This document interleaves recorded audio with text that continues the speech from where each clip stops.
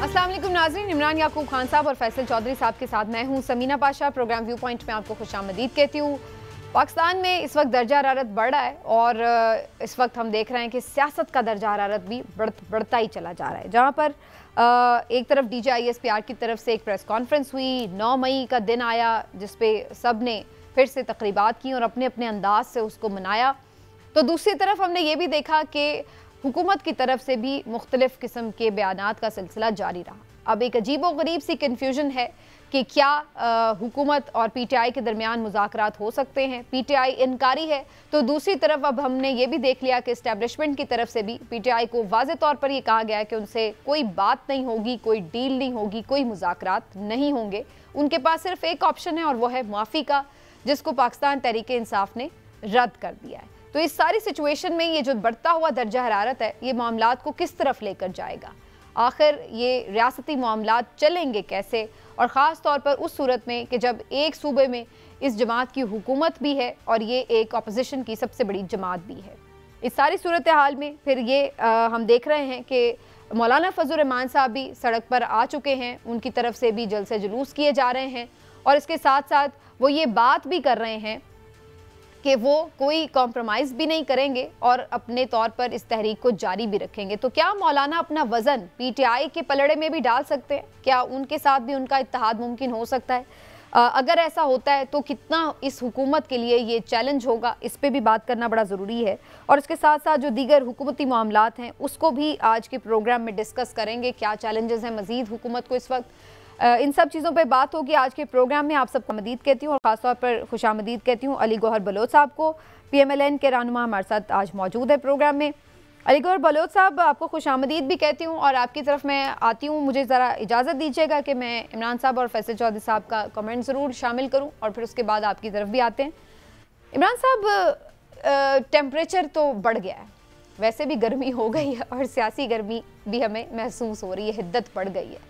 बजाय इसके कि चीज़ें इस तरफ जाएं कि टेम्परेचर कम हो, टोन डाउन हो और लोग मिलकर बैठकर बात करें, हमें ये नज़र आ रहा है कि हर तरफ से एक्सट्रीम पोजीशंस ली जा रही हैं और एक्सट्रीम तौर पर बयानात भी सामने आ रहे हैं।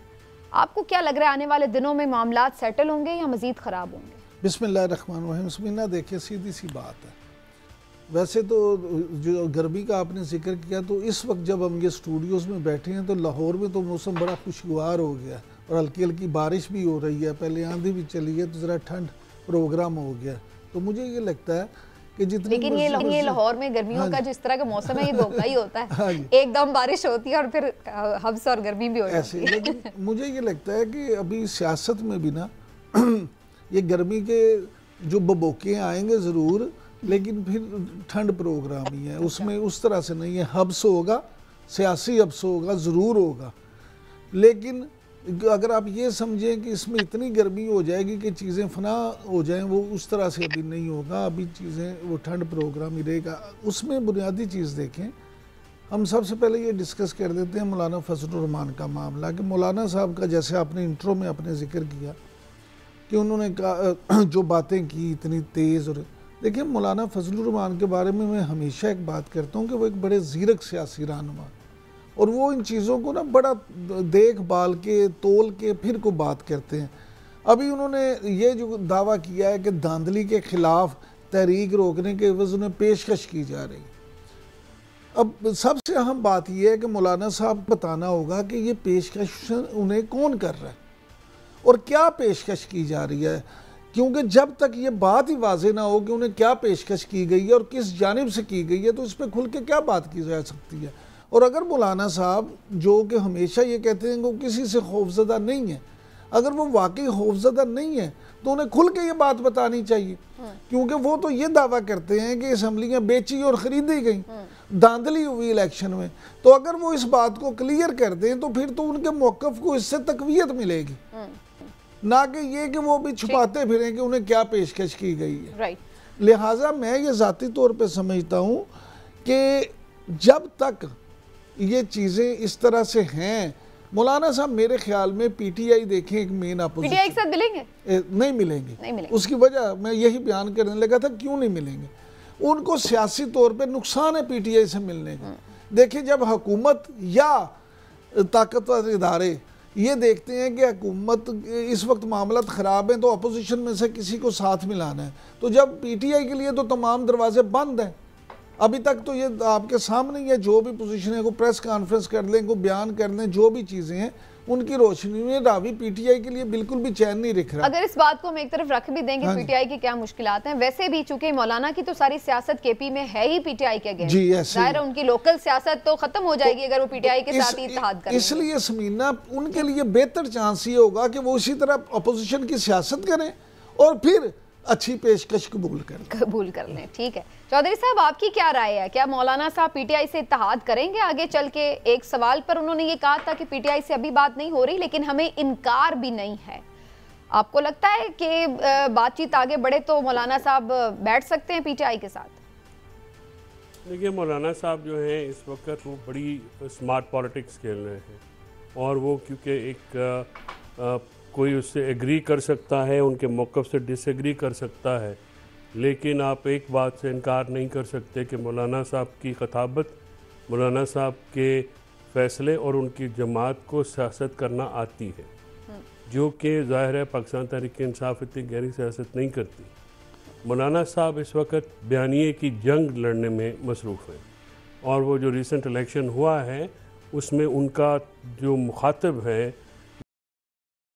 उनकी कल पूरी तकरीर जो 40 मिनट की है वो भी उन्हीं से वो बराह रास्त मुखातिब थे। इसमें कोई ये कहे कि किससे मुखातिब हो, बिल्कुल मुखातिब हैं और वो जो ये समझते हैं कि उनको जो शिकस्त हुई है या उनकी जो पार्टी हारी है, एक तो उनके इलाकाई जो है और प्रोविंशियल प्रॉब्लम्स हैं। फैसल करीम कुंडी साहब ने भी ये कहा है, उन्होंने तस्लीम किया है कि वहाँ पे दहशतगर्दी का मसला बड़ा शदीद है और टीटीपी का मामला जो है सामने है और मौलाना साहब की जमात के ऊपर अटैक होते रहे हैं इलेक्शन कैंपेन के दौरान। एक तो उनको सर्वाइवल का भी मसला है, दूसरा ये है कि जो बयानिए की जंग में देखिए इस वक्त पीटीआई और मौलाना का इत्तेहाद जो हो सकता है वो बेयर मिनिमम कंसेंसस पे तो हो सकता है, यानी अगर वो 1 पॉइंट एजेंडे पे हो जाए, जिनको 1 पॉइंट एजेंडे पे, और ये हमारे रिसेंटली जैसे ये पीडीएम की जमातें थीं, ये भी एक इत्तेहाद 1 point agenda anti Imran Khan government के ऊपर रहा और उसके बाद इलेक्शन सबने अपने अपने लड़े। तो ये मेरा नहीं ख्याल कि इस वक्त जो लाइन मौलाना साहब ने इख्तियार की है या जिन लाइनों खतूत के ऊपर पीटीआई है, तो इस वक्त अगर उनका आपस में मुलाकात। लेकिन चौधरी साहब ये एक मैं इस पे आप पे जरूर सवाल ले लूँ, फिर मुझे गौर बिलोच साहब की तरफ भी जाना है। एक तरफ मौलाना साहब से शाकी हैं कि आपने ये इलेक्शन, उनका ख्याल ये है कि जी इलेक्शन जो है ये रिग किया गया और मौलाना साहब को हरवाया गया, उनका ये मौक़िफ़ है। अब अगर ये बात मानी जाए तो फिर मौलाना साहब, एक सेकंड सर, मौलाना साहब ने तो अगर जीतना था तो केपी में जीतना था, अब वहां पर अगर जीते हैं तो पीटीआई जीते हैं, तो क्या इनडायरेक्टली मौलाना साहब ये कह रहे हैं कि मौलाना साहब को हरवा के पीटीआई को जितवा दिया है? तो अगर ये वो समझते हैं तो फिर वो पीटीआई के साथ ही इत्तेहाद क्यों करेंगे, जबकि उनकी खातिर अगर वो ये समझते हैं कि उनको हरवाया गया है? तो ये बात को समझ नहीं लग रही मौलाना की पॉलिटिक्स की। देखिए, मौलाना साहब जो है वो दो बातें कर रहे हैं। वो ये क्या है, और कल भी उन्होंने अपनी तकरीर में ये कहा है कि हम आप पे धांधली का इल्ज़ाम और ख़रीदो फरोख्त का इल्ज़ाम उन्होंने लगाया है कि असम्बलियाँ बेची गई हैं और ख़रीदी गई हैं, और फिर उन्होंने कहा कि अगर ये बात नहीं है तो फिर अवाम ने आपका जो 9 मई का बयानिया है वो दफन कर दिया है। तो देखिए, ये बड़ी क्लियर लाइन है। वो ये कह रहे हैं कि अगर इलेक्शन में धांधली हुई है तो वो धांधली आपने करके मेरे मुखालिफ फरीक को फ़ायदा दिया है, और अगर नहीं हुई है तो फिर ज़ाहिर है आप फिर तो सर दोनों सूरतों में फिर फायदा तो पीटीआई को ही मिला है ना सर। अगर वो ये कह रहे हैं कि 9 मई का बयानिया नहीं सर, आप और कुछ देखिए, मेरा आर्गुमेंट मुकम्मल होने दें। मैं दूर बैठा होता हूँ, 4 सेकंड लगते हैं आपकी बात को मेरे तक पहुँचने में, मेरी बात आप तक पहुँचने में। सो इशू ये है कि मौलाना साहब इस वक्त पॉलिटिकली रेलेवेंट हैं।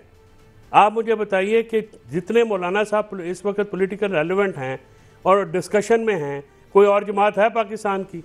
हुक्मरान जो हैं वो हुकूमत कर सकते हैं, हुकूमत सियासत नहीं बचाती, ये याद रखिएगा। सियासत हुकूमत बचा सकती है। सर मैं कब कह रही हूँ वो रेलेवेंट है, ना मैं ये कह रही हूँ कि वो अच्छी सियासत नहीं कर रही, मैं कुछ और बात कर रही थी। लेकिन बहरहाल अब मैं जरा गौहर बलोच साहब की तरफ जाती हूँ। गौर बलोच साहब, सबसे पहले तो खुशामदीद और शुक्रिया आपके वक्त का। ये फरमाइएगा कि अभी मैंने इमरान साहब से भी ये सवाल किया और इमरान साहब ने उसके सवाल पे जवाब में सवाल किया कि उन्हें ये ऑफ़र कौन कर रहा है मौलाना को। तो आप हुकूमत में हैं, क्या आपकी जानिब से कोई पेशकश की गई है मौलाना को कि आप तहरीक ना चलाएं और हमारे साथ आ जाएं, हम कुछ आपको एडजस्ट कर देते हैं, या आपकी तरफ से ऐसी कोई ऑफ़र नहीं की गई? बिस्मिल्लाहिर्रहमानिर्रहीम। देखिए, आपकी इंट्रो में भी बातें सुनी और अब भी जो आपने सवाल किया, जहाँ तक तो मौलाना साहब का ताल्लुक है, जाहिर है मौलाना साहब पीडीएम में भी हमारे इत्तेहादी रहे, हुकूमत में भी शामिल रहे और पीएमएलएन की क़यादत के जो हैं वो मौलाना साहब के साथ बड़े करीबी रवाबित और अच्छे ताल्लुकात हैं। जाहिर है पाकिस्तान पीपल्स पार्टी हो, पीएमएलएन हो, जीवाई हो, एएनपी या दीगर जो भी पॉलिटिकल पार्टी हैं जितनी भी, जो कि हुकूमती इत्तेहाद में शामिल रहीं, कुछ पार्टी पीडीएम के प्लेटफॉर्म पर इकट्ठी रहीं, अपोजिशन में भी इकट्ठे रहे, तो मैं समझता हूँ कि हम तमाम वो पॉलिटिकल पार्टीज हैं जो एक दूसरे के मद्दे मुकाबिल इलेक्शन कॉन्टेस्ट करके आते हैं, अलग अलग इलेक्शन मैनिफेस्टोज रखते हैं, लेकिन जाहिर है कि जब एक दूसरे के मद्दे मुकाबिल इलेक्शन कॉन्टेस्ट किया जाता है तो फिर तमाम पॉलिटिकल पार्टी के इलेक्शन मैनिफेस्टोज अलग है, जाहिर है उनका कैंपेन करने का तरीका अलग है, वोटर को अट्रैक्ट करने का तरीका अलग है, तो उसके लिए तो सर अब तो इलेक्शन हो गए ना मौलाना साहब, अब जो ये कर रहे हैं वो तो कह रहे हैं कि इलेक्शन ठीक नहीं हुए, इस वजह से वो तहरीक चला रहे हैं। आप लोगों ने तहरीक से उन्हें रोकने के लिए कोई पेशकश की है क्या? नहीं, बात ये नहीं है, किसी का भी पुरअमन एहतजाज करना हर सियासी पार्टी का हक है और जाहिर है कि हमारे जो है मतलब है कि पिछले दिनों आपने देखा कि नवाज शरीफ साहब तो मौलाना साहब के घर भी गए थे और जाहिर है उनके साथ रब्ता रहता है सियासी। इसका मतलब आप लोगों ने की उस वक्त पेशकश उन्हें। लेकिन जो बात मौलाना साहब कर रहे हैं, ये जिस बात को आपने कोट किया है, जब तक पीएमएलएन या हमारी हुकूमत की तरफ से या हमारी पार्टी की तरफ से कोई बात इस किस्म की सामने ना आ जाए तो ये कह देना कि हमारे राब्ते हमने कोई ऑफ़र की है उन्हें, तो ये मेरा ख्याल है कि मुनासिब नहीं है। अभी तक इस तरह की कोई बात नहीं। दूसरी मैं ये गुजारिश करूं कि जो अभी आपने इंट्रो में जिस तरह से बात की, आपने कहा कि वो कोई पॉलिटिकल पार्टी या हुकूमत उनसे रब्ता नहीं कर रही, जिस तरह से कि बानी पीटीआई की आप बात कर रही थी। देखिए, बात ये है कि वो तो खुद कह रहे हैं कि हम एस्टेब्लिशमेंट से बात करना चाहते हैं, ये अब नहीं कह रहे, ये शुरू से उनका यही तरीका है, क्योंकि वो 2018 में जब पाकिस्तान में उनकी गवर्नमेंट बनी और जिस तरह से आरटीएस सिस्टम बंद करके बनाई गई और जिस तरह से उससे पहले वो अंपायर की उंगली की बातें करते रहे, तो उनको पता है कि उनको जो है वो एनआरओ कहाँ से मिलना है, उनको ये भी पता है कि उन्हें किससे मांगनी चाहिए हुकूमत और आइंदा की हिकमत अमली, लिहाजा वो उनका चूँकि उनकी सियासी ट्रेनिंग नहीं है, वो सियासी तरीके के साथ हुकूमत में कभी नहीं आए, तो लिहाजा वो सियासी पार्टी के साथ ऐसे ही रवैया रहा है। हत्ता कि जब वो बरसरे इक़्तिदार थे तब भी अपोजिशन में शहबाज शरीफ साहब ने कहा था, बिलावल भुट्टो जरदारी साहब ने कहा था कि अगरचे आप हमारे ऊपर झूठे मुकदमात बना रहे हैं, असम्बली के फ्लोर के ऊपर का ये बात की गई थी, लेकिन फिर भी मुल्की मफाद में जो चीज़ें होंगी हम उसमें तावन करने के लिए तैयार हैं, लेकिन हमारी उन ऑफर का भी उस वक्त उनका मजाक उड़ाया जाता नहीं था। वो 2018 की बातें तो पुरानी होगी। अली गौर साहब ये बताएं कि क्या मौलाना साहब के साथ इस वक्त आपकी जो पार्टी है, क्या वो एंगेज करने की कोशिशें कर रही हैं उनको, या कुछ इसी सिलसिले में कोई ऑफर्स दी गई हैं या कोई मेल मुलाकातें ऑफ द रिकॉर्ड भी हुई हैं? तो सवाल तो आज का ये है। बाकी 2018 की तो इलेक्शन वो चले गए, अब तो उसके बाद आप फिर दोबारा हुकूमत में आ गए। सो द मेन पॉइंट ये था समीना साहब का। उस पर तो उन्होंने दे दिया आप चौधरी साहब के, उन्होंने कहा लीडरशिप ही उसके ऊपर क्लियर बताएगी कि अगर कोई उनके साथ बात हो रही है जैसे। लेकिन अब चूंकि बात थोड़ी आगे बढ़ी है तो मैं थोड़ा सा इसको आगे भी लेके चलती हूँ। अली गौर बलोच साहब ने पीटीआई से भी मुज़ाकरात की बात के ऊपर इमरान साहब रद्द-ए-अमल दिया है, तो मैं थोड़ा सा ये सवाल आपकी तरफ भी लेके आऊँगी। राना सनाउल्लाह साहब बड़ा खुलकर इस बात का इजहार करें, हालांकि उससे पहले उनका मौक़िफ़ बड़ा डिफरेंट भी रहा है। वो तो कहते थे कि कोई बात नहीं होगी, या ये रहेगा या हम रहेंगे, बड़े एक्सट्रीम किस्म के पोजीशंस थे राना सनाउल्लाह साहब के। लेकिन हैरत अंगेज़ तौर पर अब वो ये बात कर रहे हैं कि जी पीटीआई से बात होनी चाहिए। इसकी क्या वजह है? हुकूमत पीटीआई से क्यों बात करना चाहती है? और दूसरी तरफ ये जो हमने अभी एक टेम्परेचर राइज देखा पिछले 2-3 दिन में, DGISPR की प्रेस कॉन्फ्रेंस, उसके ऊपर PTI का रद्द-ए-अमल और उसके बाद फिर आर्मी चीफ का रद्द-ए-अमल और फिर मामलात, तो ये आपको लगता है कि इस्टेब्लिशमेंट के साथ बातचीत का कोई दरवाज़ा बाकी रह गया है PTI के लिए बात करने के लिए, जबकि वो हुकूमत से बात नहीं कर रही? समीना, सीधी सी बात है। पहली बात, आपका जो जवाब का दूसरा हिस्सा है, पहले उस पर डिस्कशन कर लेते हैं। PTI का इस्टेब्लिशमेंट के साथ मुज़ाकरात का 1% भी फिलहाल चांस नहीं रह गया। एक दूसरे से बात करना तो दूर की बात है, वो एक दूसरे का नाम भी पसंद नहीं करते।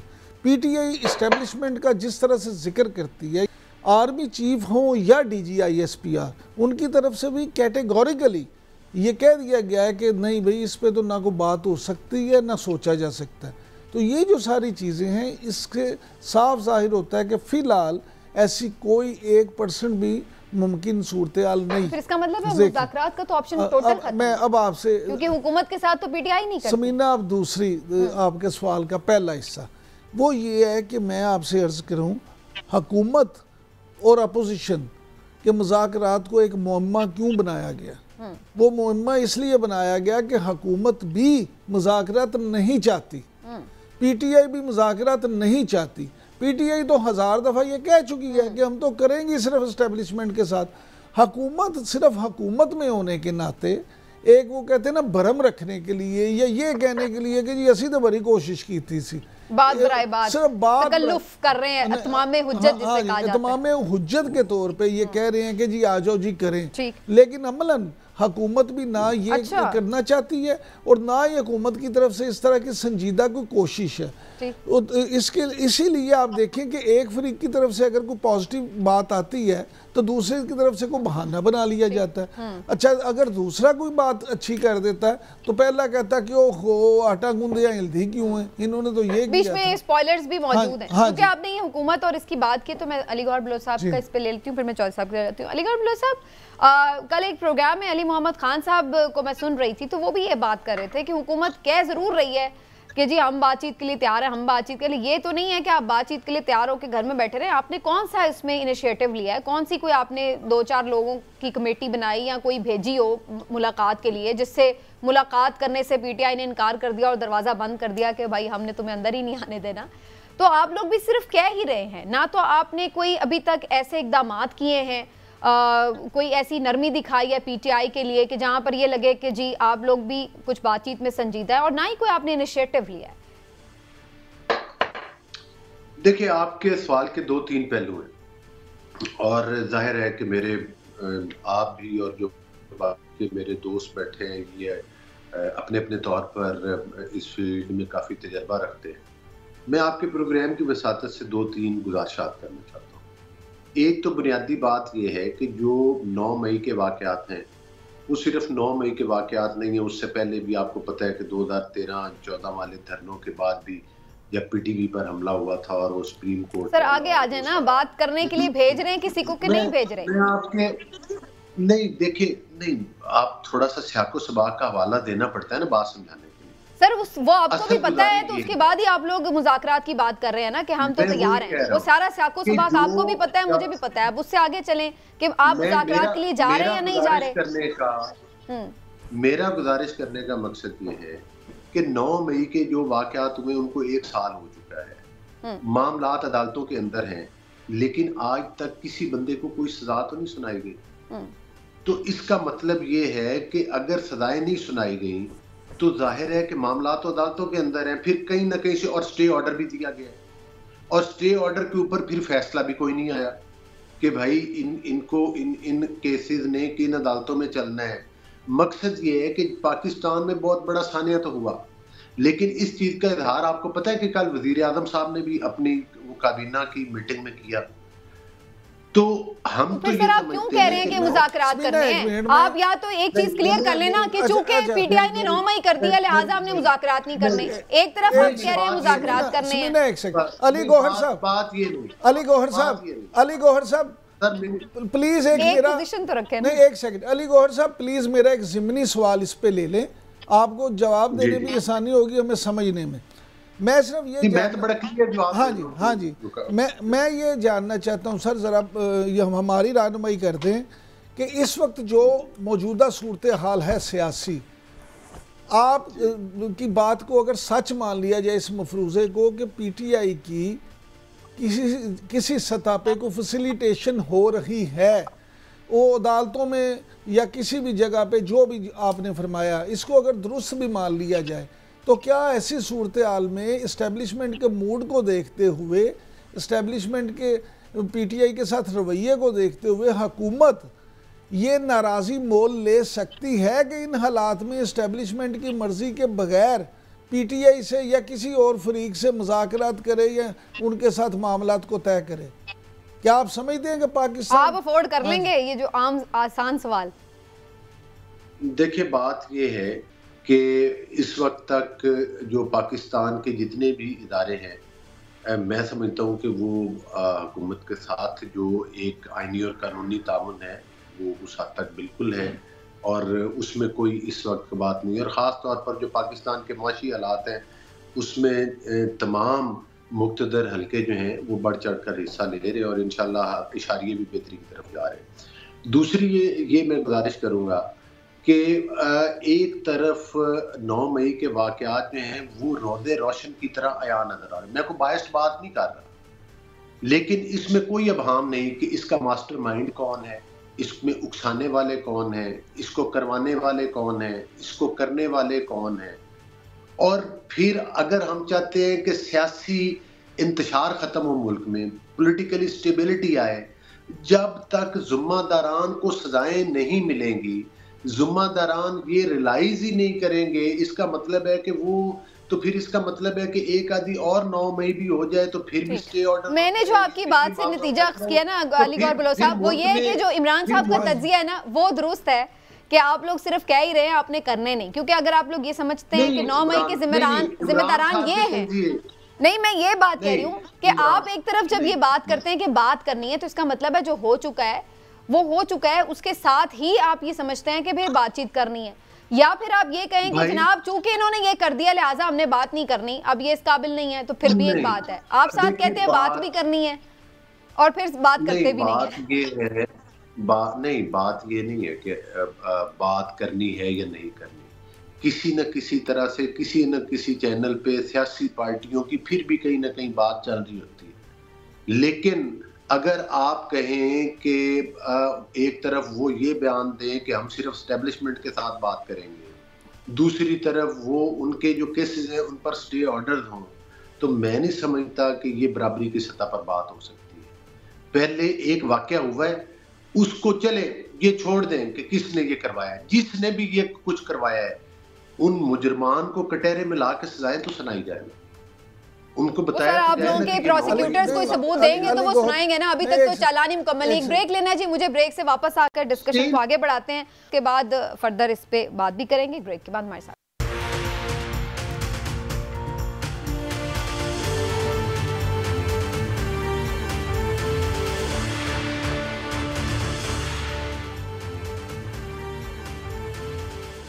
जी, वेलकम बैक। मुल्क में सियासी डेवलपमेंट्स के ऊपर बात हो रही है। चौधरी साहब, जैसे अभी अलीगौर बलोच साहब की गुफ्तगू भी आप सुन रहे थे, और इससे पहले जो मैंने इमरान साहब से भी सवाल किया कि एक टेम्परेचर हमें नज़र आ रहा है कि बहुत हिद्दत बढ़ रही है।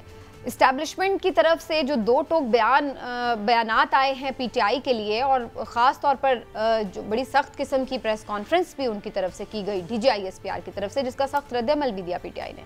आपको लगता है कि आने वाले दिनों में कोई PTI या इस्टेब्लिशमेंट के दरमियान बर्फ पिघलेगी, कोई मामला, या फिर आगे मजीद हम देखेंगे कि तलखी आ रही है सियासत में?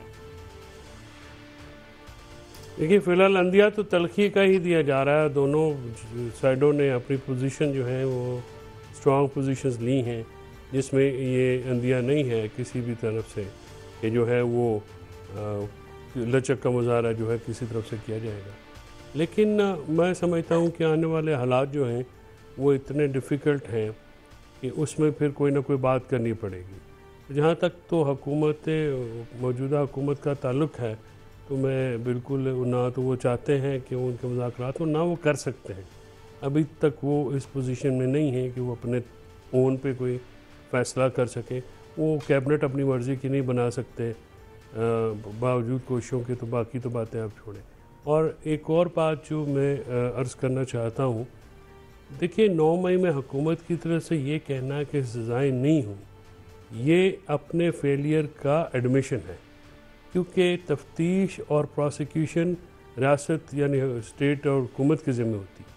अगर हुकूमत इसमें फ़ेल हुई है 1 साल में, वो 9 मई के जो असल कल्प्रिट्स हैं, तो उसकी बुनियादी वजह यह है कि ये पॉलिटिकली मोटिवेटेड केस बना दिए गए और इसमें अपने सियासी मुखालफिन को जो है वो बिल्कुल हक़ाइक़ के बरक्स जाके इन्वॉल्व किया गया।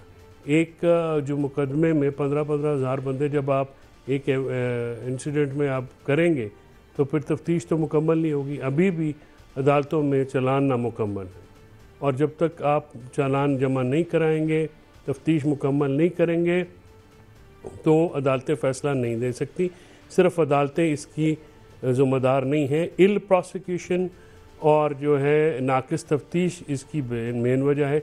एक एक शख्स को हक़ाइक़ के बरक्स अगर आप 35 जगहों पे एक ही वक्त में दिखाएंगे तो फिर कैसे आप तो करेंगे कि अदालतें उनको सज़ा दें।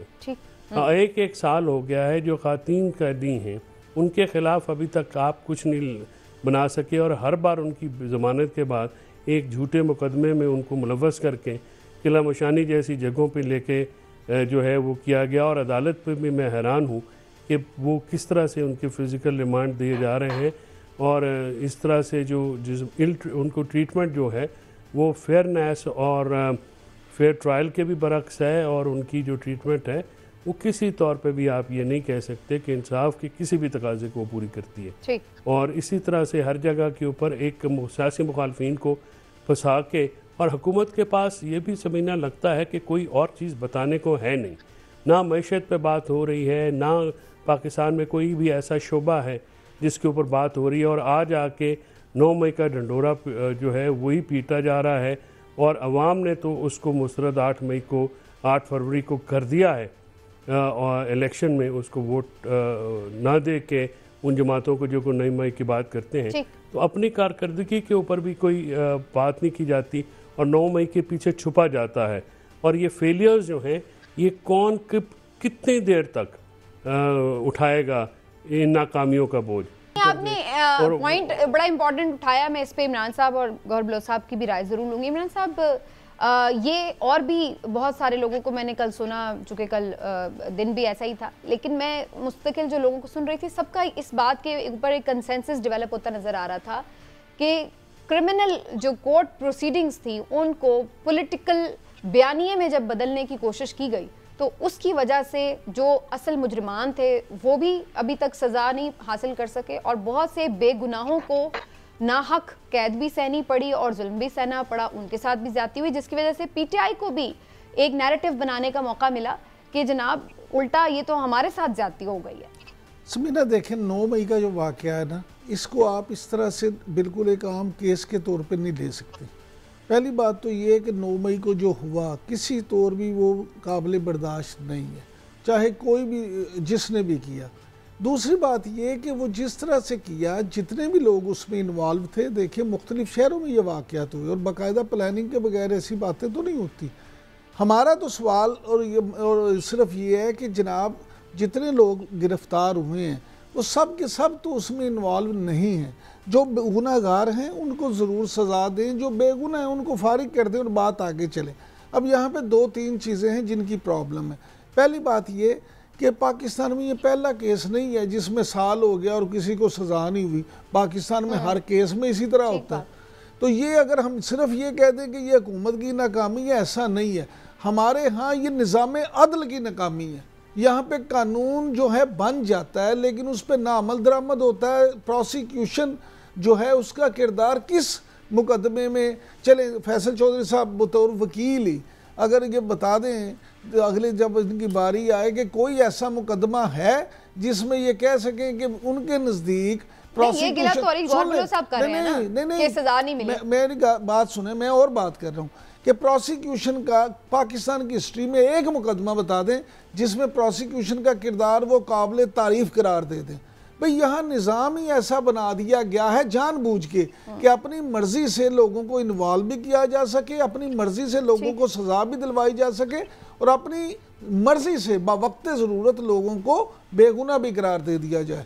तो ये जो सारी चीज़ें हैं ना, ये उसी का शाखसाना है।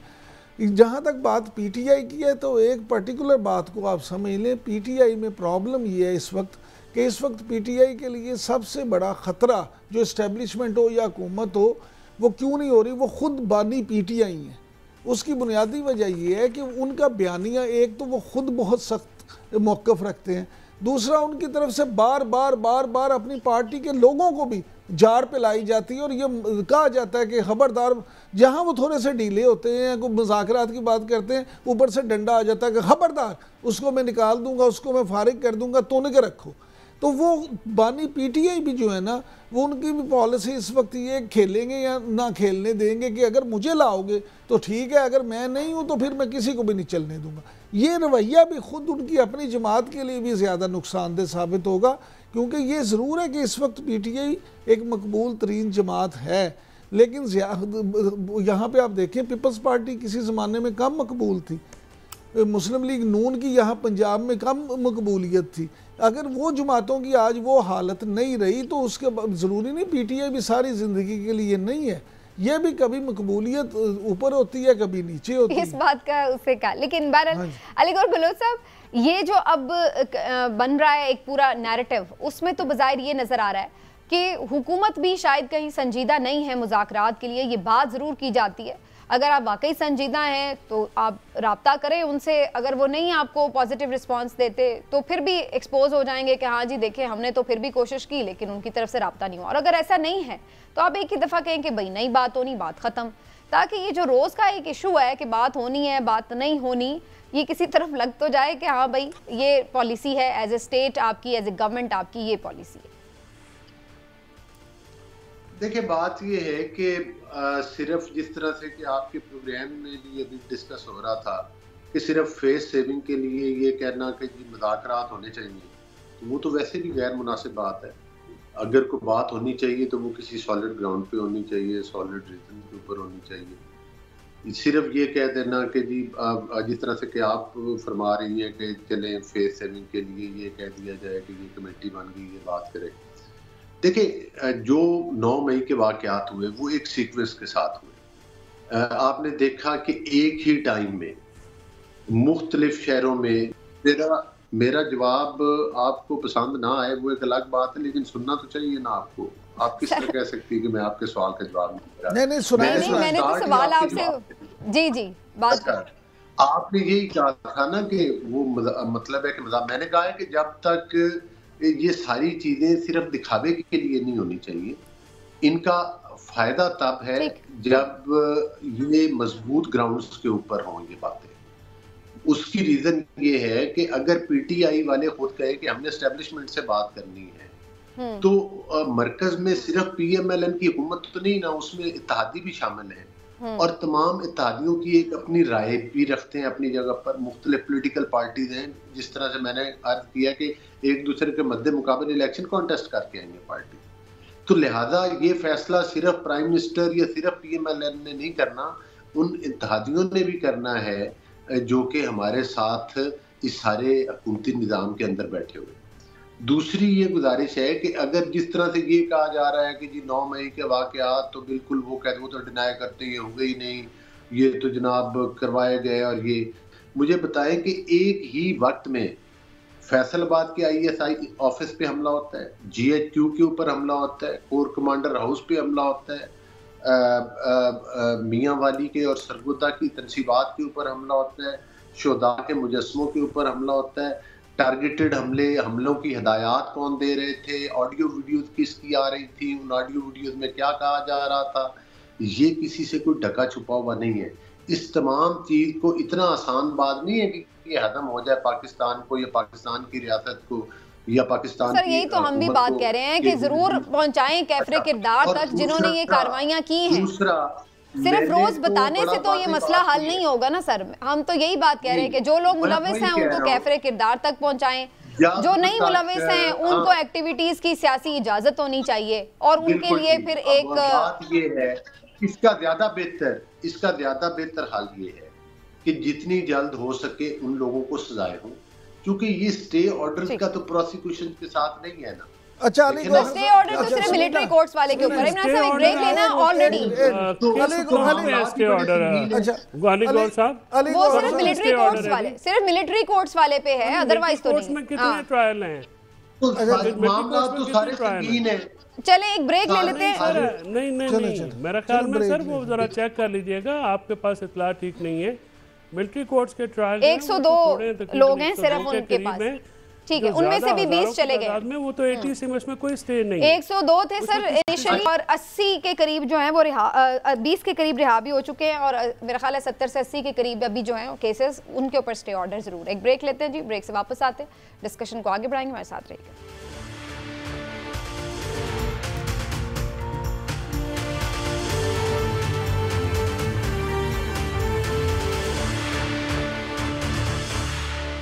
जी वेलकम बैक नाज़रीन। थोड़ा सा वक्त बाकी रह गया, इमरान साहब इस पे ज़रूर बात करनी है। ये जो अली अमीन गंडापुर साहब कल भी जलसे से खिताब कर रहे थे, बड़ी सख्त उनकी तरफ से लैंग्वेज और फिर इस तरह की बातें कि हम कब्ज़ा कर लेंगे, ये कर दिया वो कर दिया। ये क्या उनकी स्ट्रैटेजी है बेसिकली? क्या उनके ऊपर कोई दबाव है या वो खुद कोई दबाव डालना चाहते हैं? ये क्या मैसेजिंग है उनकी तरफ से? समीना, बात सीधी है, जो मैं पहले ब्रेक से पहले कर रहा था कि बानी पीटीआई जो हैं उनकी तरफ से एक डंडा है अपनी जमात को, उनके प्रेशर में ये बात कर, उनके प्रेशर में। लेकिन देखें, बतौर वज़ीर आला उन्हें सोचना चाहिए कि वज़ीर आला को किस तरह की लैंग्वेज इस्तेमाल करनी चाहिए, क्या उन्हें बात करनी चाहिए, क्या नहीं करनी चाहिए। बहरहाल इस तरह की बात करना कि गवर्नर हाउस पे कब्जा कर देंगे, ये कर देंगे, पहले जिस तरह उन्होंने कहा हम इस्लामाबाद पे दावा बोल दें, ये सारी चीज़ें ऐसे नहीं होना चाहिए। लेकिन समीना, मैं अली गौहर बलोच साहब से एक बात जल्दी से ज़रूर पूछना। अली गौहर बलोच साहब, ये फरमाइएगा कि ये जो नैब का जो नए SOPs बन रहे हैं और नैब को जो ये कहा गया कि अरकान असम्बली को ख़ास तौर पे वो गिरफ्तार बराह रास्त ना करें, तो क्या आप समझते हैं कि इसके क्या को बेहतर नताइज निकलेंगे? देखिए, जब लेजिस्लेशन सामने आएगी तो फिर ही उसी पर तबसरा किया जा सकता है। उससे पहले तो क्यास राय है, मेरी नज़र से फिलहाल नहीं गुजरी ये चीज़। अगर डिटेल हो तो मैं उस पर ज़रूर तबसरा करने के लिए तैयार हूँ। लेकिन बहरहाल ये है कि देखें, हमने तो वो दिन भी देखे हैं कि नैब के अकूबत खानों में मरियम नवाज साहबा 90 दिन तक के रिमांड लिए गए और नैब के अंदर ज़ेर हिरासत रखा गया, और वकला की तरफ से और बाकी भी इंसानी हकूक़ की सारी तंजीमें जो थी वो ये कहती थी कि ये जो है ये एक गलत तरीका है। तो बहरहाल नैब हो या कोई इदारा, उसको अपना काम करना चाहिए, लेकिन वक्त के साथ साथ किसी भी चीज़ में बेहतरी की गुंजाइश तो रहती है कि अगर उस पर कोई कानून साजी की जाए। बहरहाल ये भी तमाम पॉलिटिकल पार्टी की मुशावरत के साथ जो हुकूमत में शामिल हैं और दीगर भी, और ख़ास तौर पर वकला की जो तंजीमें हैं उनसे मुशावरत के बाद कोई भी बेहतर। और अब तो ये भी देखना पड़ेगा कि कोर्ट से क्या खबर आती है, क्योंकि अब अपील भी समाअत के लिए फिक्स हो गई है। बहुत शुक्रिया आपका अली गौहर बलोच साहब, आप प्रोग्राम में हमारे साथ आज शामिल रहे। नाज़रीन का वक्त खत्म हुआ, इंशाल्लाह फिर आपसे मुलाकात होगी। अपना ख्याल रखिए, अल्लाह।